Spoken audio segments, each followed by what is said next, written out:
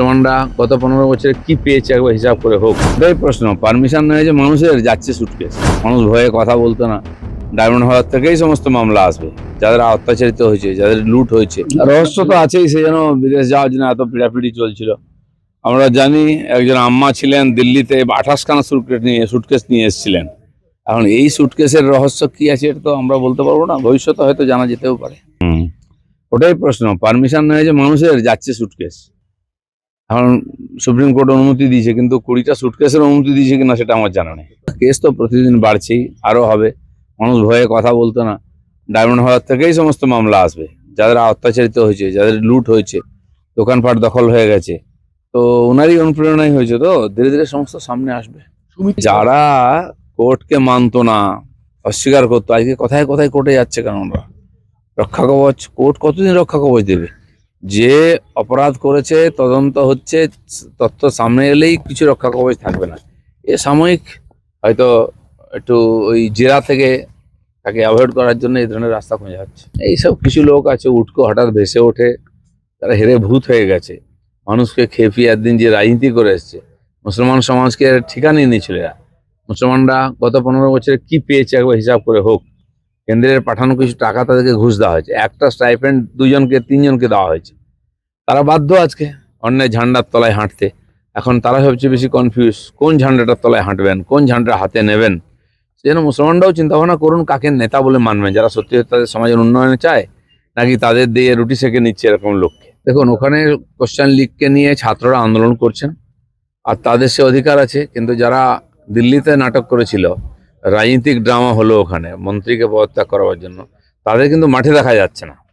আমার তো মনে হয় এটা ছাত্রদের আন্দোলন করার অধিকার আছে, তারা করেই থাকেন। কিন্তু এই তারা দালাল ছিল ছাত্রদের নাম করে, লোককে বোকা বানিয়েছে, তারা এক্সপোজ হয়ে গেছে এই সুযোগে। না, সেই জন্য আসবেন, হয়তো জবাব তো দিতেই হবে, দিল্লি হোক আর ঝাড়খণ্ডই হোক। এই যে ছাত্রদের খেপিয়ে যারা রুটি সেঁকেছে রাজনীতির, তাদেরকে জবাব দিতে হবে সমাজের সামনে, কারণ তাদের সরকার। আসলে কোনো না কোনোভাবে নরেন্দ্র মোদীজিকে টার্গেট করতে হবে। আর বিদেশি গডফাদারদের অঙ্গুলি হেলনে অর্থে এই সমস্ত কিছু হচ্ছে। তো নরেন্দ্র মোদীকে কোনো না কোনোভাবে টার্গেট করার মাধ্যমে করার চেষ্টা হচ্ছে। কিন্তু এখানকার জনতা খুবই সজাগ, তারা খুবই অভিজ্ঞ। গণতন্ত্র আজকে নয়, আমাদের এখানে যুগ যুগ ধরে আছে। আর সেই গণতন্ত্রকে কেউ যদি বিভক্ত করতে চায়, ক্ষতবিক্ষত করতে চায়, সাধারণ মানুষই ঢাল হয়ে দাঁড়াবে। যে নেতার নেত্রী হয়, যার পিছনে লোক থাকে, তার মঞ্চ লাগে না, রাস্তাই তার মঞ্চ। এরা তৈরি করা নেতা, তৈরি করা মঞ্চ, তৈরি করা মিডিয়া দিয়ে নেতা হয়। আমরা দেখেছি কমিউনিস্টদের যে অনুযায়ী আন্দোলন হতো ওখানে, আর ওখান থেকে নিয়ে এসে এখানে ভোটে লড়ানো হতো। এটা করা তারা কোথায় গেল আজকে? এই যে হঠাৎ ক্রিয়েটেড নেতা রাতারাতি হয়ে যায় না, মানুষ তাদেরকে স্বীকার করে না। প্রত্যেক বছর আগস্ট সেপ্টেম্বরে বৃষ্টি হয় আর এই দুর্দশা হয়, এটা কোনো শর্টকাট সমাধান নেই। যত শহর, খালি কলকাতায় কেন বলছেন, বাকি শহরগুলো দেখুন দুর্দশা কি চলছে চারিদিকে।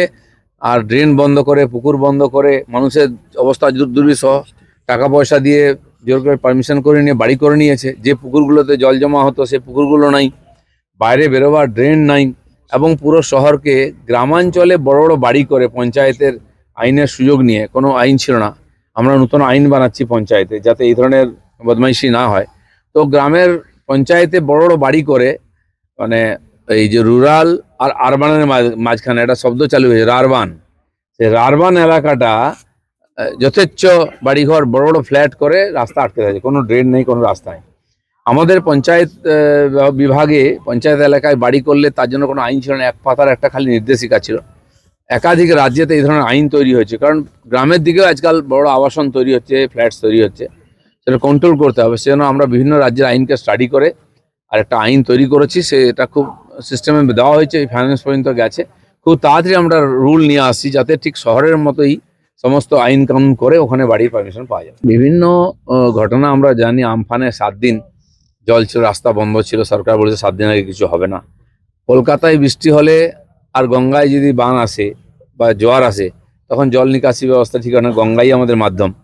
এটা প্রায় হয়ে থাকে, 2-3 ঘন্টা ডুবে যায়। গত বছর আমরা দেখেছিলাম দক্ষিণ কলকাতায় বহনীপুর থেকে আরম্ভ করে বালিগঞ্জে কি ভয়ঙ্কর পরিস্থিতি হয়েছিল। কলকাতার অভিজ্ঞতা নতুন নয়, ঠনঠনিয়া কালীবাড়ি এলাকায় বিস্তীর্ণ এলাকা জল জমে একেবারে কল স্ট্রিট পর্যন্ত। তো এইগুলোর স্থায়ী সমাধান করতে হবে ধীরে ধীরে, পুরো প্ল্যান করে, মাস্টার প্ল্যান করে। পুরোনো ড্রেন, আন্ডারগ্রাউন্ড যে ড্রেন, সেগুলো জমে গেছে, বৃষ্টির আগে পরিষ্কার করা উচিত। এবং স্থায়ী সমাধানের জন্য রাস্তা বার করতে হবে, খালের সঙ্গে সম্পর্ক বার করতে হবে। আমার মনে হয় এটা যারা ইঞ্জিনিয়াররা আছেন, দরকার হলে আন্তর্জাতিক স্তরের যারা এক্সপার্ট আছেন তাদের সহযোগিতা নিয়ে স্থায়ী সমাধান করা হোক। একটা বৃষ্টি লোক কাটিয়ে দিতে পারে, এত বছর চলেছে, কিন্তু পরের বার থেকে যাতে এর কোনো সমাধান হয় রাস্তা দেখা উচিত। এক সময় যখন এসআইআর এখানে লম্বিত হয়ে গেছিল টিএমসি চক্রান্তে, 228 জন না কত জজকে বাইরে থেকে ম্যাজিস্ট্রেট নিয়ে এসে এখানে এমার্জেন্সিতে করা হয়েছিল। তারপরে কয়েক লাখ নাম বাদ থেকে গেছে, সেই সিস্টেম চালু হচ্ছে, ধীরে ধীরে সবাইকে এর মধ্যে ইনক্লুড করা হবে। দেখুন, আইন ঠিক আছে, 2/3 যদি একদিকে হয়ে যান সেটাই পার্টি হয়ে যায়। এখন ওই এক্সারসাইজ করেই সময় কাটিয়ে নিজের সমর্থকদের একটুখানি উৎসাহ দিচ্ছে না।